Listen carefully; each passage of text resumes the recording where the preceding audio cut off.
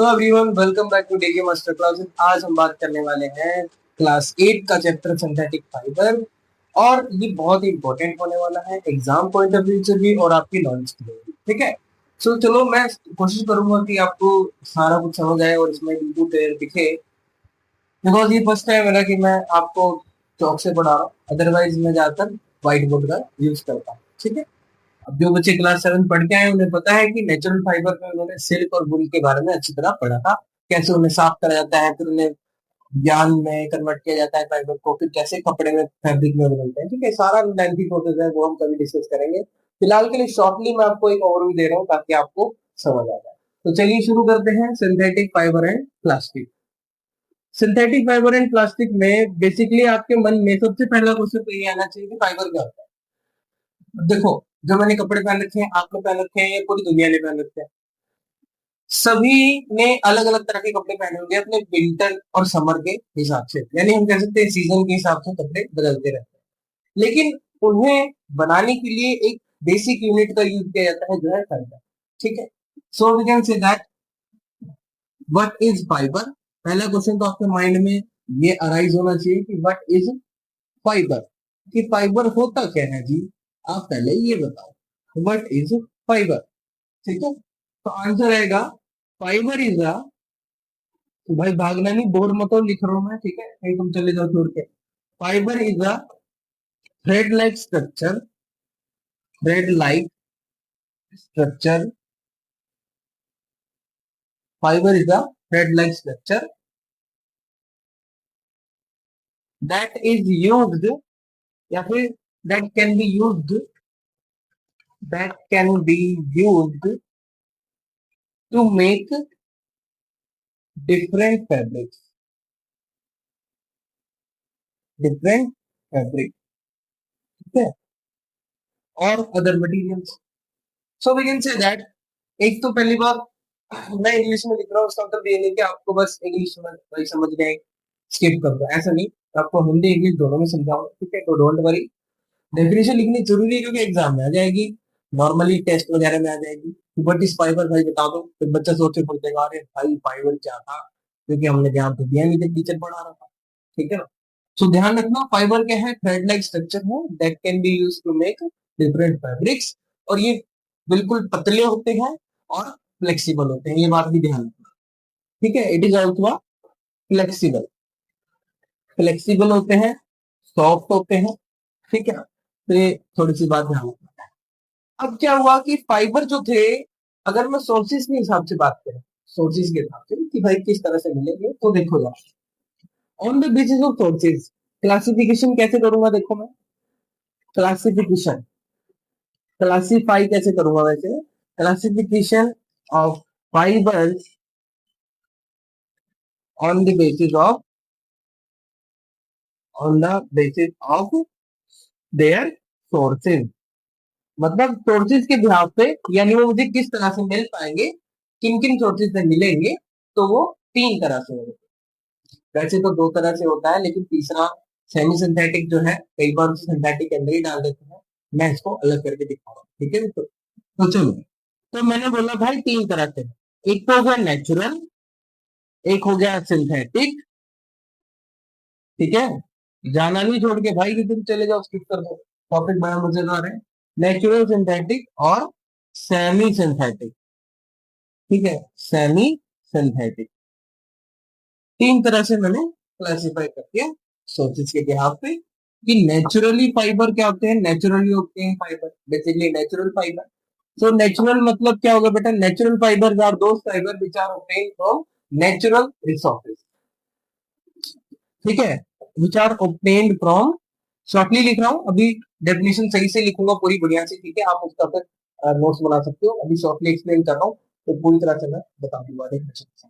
फिलहाल के यहाँ ध्यान दो बेटा, natural fibers are those fibers which are obtained from natural sources like, या फिर we can say that from plant and animal। ठीक है, from plant and animal। आपको एक बात तो समझ आ गई यार, फाइबर जो है ना वो दो तरह से मिल सकते हैं मुझे नेचुरल में, नेचुरल सोर्सेज से भी। एक तो हो गया भाई प्लांट के थ्रू, प्लांट से कॉटन बॉल, फिर एक हो गया हमारा जूट एक्सेट्रा।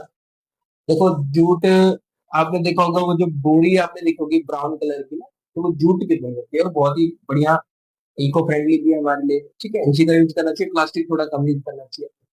वैसे आपको एक बात बताऊं कि अभी ऐसा एक फंगस भी तैयार हुआ है, जो कि आप कह सकते हो कि धरती माता ने खुद ही बना दिया है, ठीक है, कि प्लास्टिक को वो डिकम्पोज कर पाएगा। जो काम 500 साल से खाली होना है उसका काम 5 साल या 4 साल में हो जाएगा।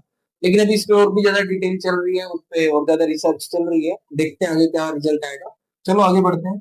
Synthetic synthetic fibers are those fibers which are man-made, okay, or we can say that which are prepared in laboratories.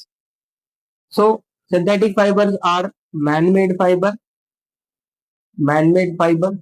and prepared from chemicals. For example, nylon हो गया।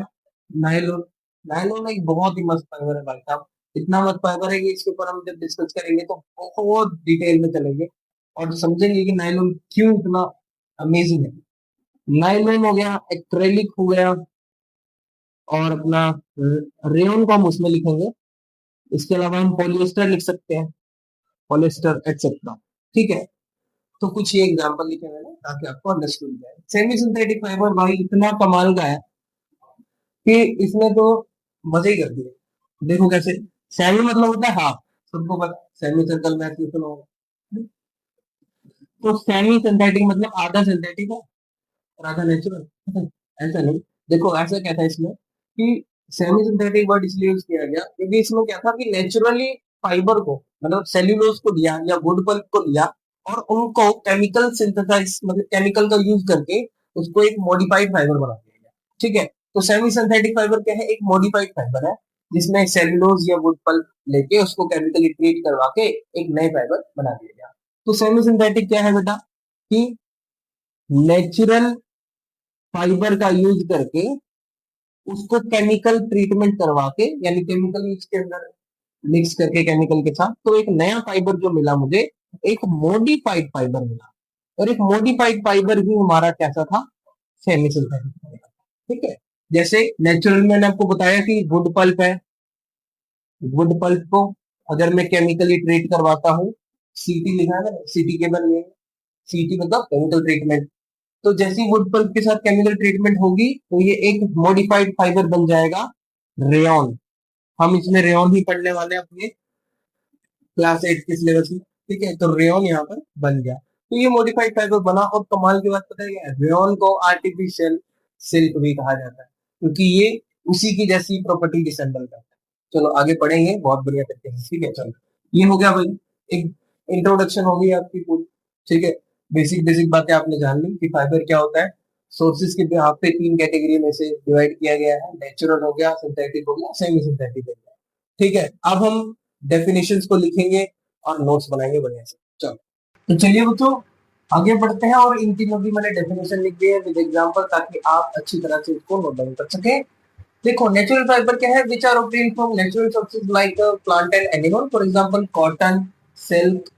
ये देखो कॉटन हमें मिल रहा है प्लांट से, सिल्क हमें मिल रहा है सिल्क मोम से, वुल हमें मिलता है भेड़ से, शीप से, ठीक है। तो यहाँ पर हमें तीनों एग्जांपल मैंने लिख दिए। नेक्स्ट आ गया synthetic fibre which are manmade and synthesised in a laboratory, laboratory में बनाए जाते हैं और मैनमेड फाइबर्स हैं केमिकल्स के थ्रू, नायलॉन, पॉलिएस्टर, एक्रेलिक वगैरह बहुत सारे। Semi synthetic fibre are artificially fibre made from natural material through chemical process.